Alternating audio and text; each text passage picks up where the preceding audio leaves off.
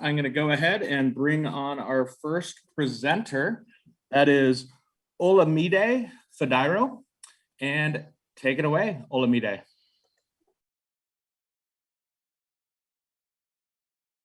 Good day, everyone. My name is Olamide Fadairo, as rightly introduced. And thank you for attending this presentation. And I'm delighted to present our work entitled Hair Frying as a Pretreatment Strategy for the Recovery of lipophilic sinapates from Lower-Grade Yellow Mustard Oil. My co-authors include Ruchira Nandasiri, Dr. Michael Eskin, and late Dr. Usha Thiyam-Hollander of blessed memory. We'll just go straight to the presentation. For henceforth, lower-grade yellow mustard oil will be referred to as LGYMS oil for the course of this short presentation. A quick look at the introduction. The roasting of oilseeds generally, it's an important unit operation that is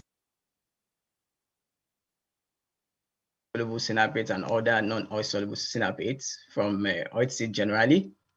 And LGYMS has been classified as commercially non-viable according to the grading quality due to the presence of extraneous materials such as immature seed and conspicuous admixtures.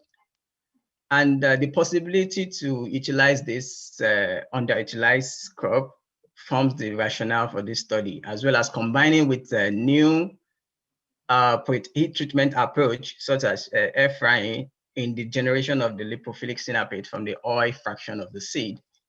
A number of studies have used other pretreatment approaches as conventional oven as well as microwave treatment to improve the generation of phytochemicals from oilseeds generally. And of particular interest is the canolol, which is a lipid soluble formed through the sinapic acid decarboxylation under high temperature treatment. A quick look at the methodology employed.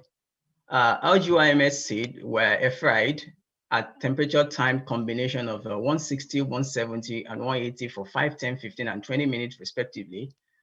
After roasting, the seed were cooled and ground, and the oil was obtained using Soxtec. The oil fraction was treated further using rotary evaporator to drive off the residual hexane, and the phenolic extraction was conducted using equal volume of 70% methanol and hexane. This was centrifuged to collect the supernatant, and the supernatant was extracted, the phenolic was extracted from supernatant using HPLC analysis. The results showed a time temperature dependent correlation for the lipophilic sinapates. Of particular interest is the canolol because regarding the application of natural extracts in vegetable oils to improve the antioxidant activity and stability of oil, the major obstacle is the solubility of these sinapates in oil sample, but canolol meets this requirement in terms of its lipophilic nature. The results showed that the maximum recovery of canolol was obtained at 170 for 15 minutes, while for other lipophilic sinapates, it was 180 for 15 minutes.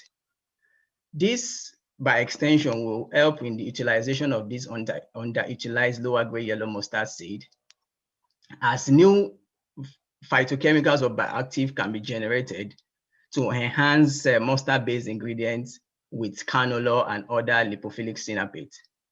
And this will further enhance the utilization of this lower-grade yellow mustard seed in animal feed formulation. And by extension, would enhance the use of air frying as a novel alternative in the treatment of oilseeds to generate valuable phytochemicals. Thank you. I'm ready for question now.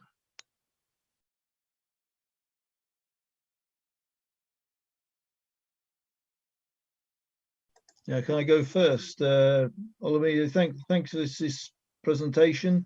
I think this is something you've, was it a presentation you were going to give last year, but weren't able to because of the way the whole thing got messed up? Was this, or have you made some more developments since that time?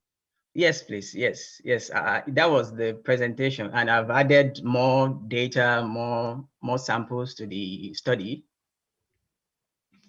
Yeah, well, what do you think? I mean, air frying, I think this you've taken what's the kind of a domestic device for heating things with hot air. What would be a kind of industrial version of that? Because obviously we can't have, you know, little air fryers or, but how would you, have you thought about how you would industrialize that process? Our current study and collaborators are working on that, but I don't know what the process is like now, because I guess that may be an intellectual property stuff that I don't know, maybe they are ready to disclose.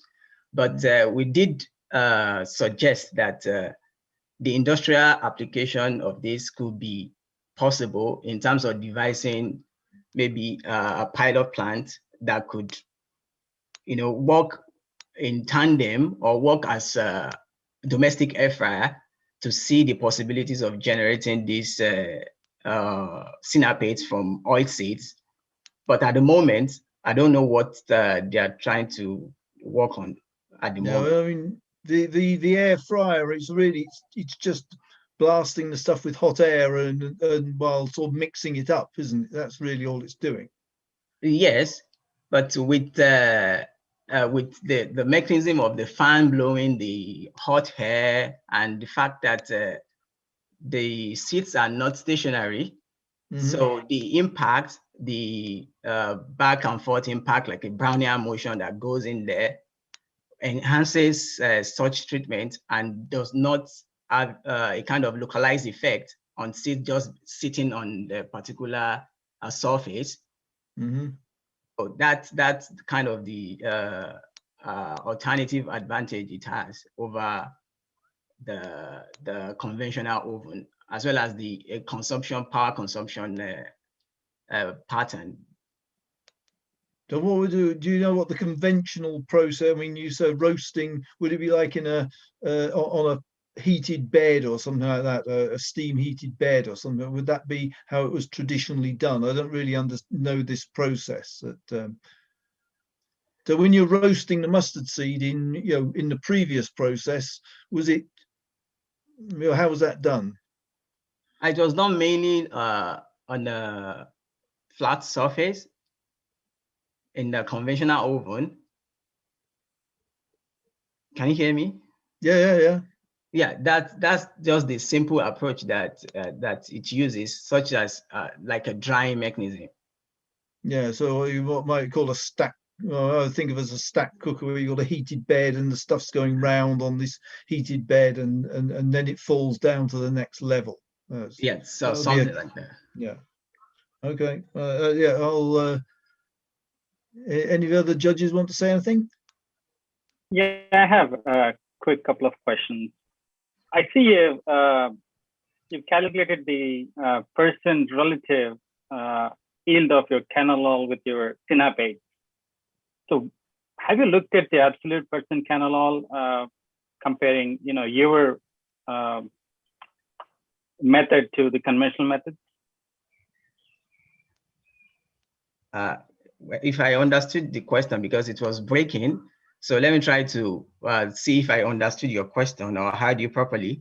You were saying, did I compare the air frying output with the conventional oven? Yeah, have you looked at the absolute percent canolol between the two methods? No, I only did for the air frying because I was only interested in the oil-soluble fraction. However, there have been previous studies in my lab using both microwave and oven treatment on the defatted milk fraction. Okay. So your phenolic extraction, are you just isolating the hexanes from the top, or are you looking at the methanolic fraction? No, it's a two-way. I tried both using the hexane and the 70% methanol together. Okay. So there will be two layers, the methanolic extract on the top, while the hexane at the bottom.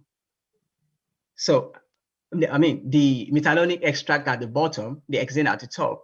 So I tried to do a kind of a pipetting to take away the methanolic extract from the bottom. So that was the approach I used, because it's mainly a liquid extraction. Okay, so you said your canolol is lipophilic, which means, you know, it likes more nonpolar things, right? Yeah. So when you're extracting methanol, I mean, and when you're using hexane, so some of the losses might be in the hexane fraction as well, right? Yeah, absolutely. But however, we try to do a kind of extended study using the defatted or the oil mix fraction and see if canolol was retained in the meal fraction, but there was no canolol detected in the meal fraction.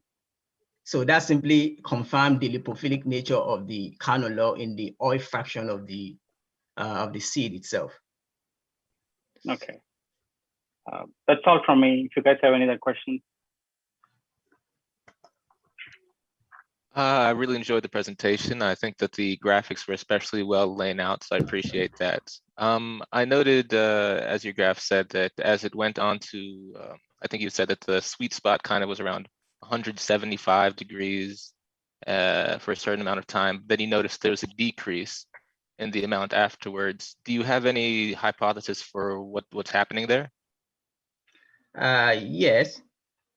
From previous studies too, I've seen, according to Spermeyer, 2009, I think. So it was a kind of pyrolysis taking place, or dimerization of canolol into dimers or trimers or tetramers, as the case may be. That was it. And that was the mechanism underlying that decrease in the amount of canolol at that sweet spot. I see. Very good. So moving into any sort of industrial application, there'd have to be certain precautions taken to avoid forming those compounds. Yeah. Well, that's it for me. Thank you. Thank you.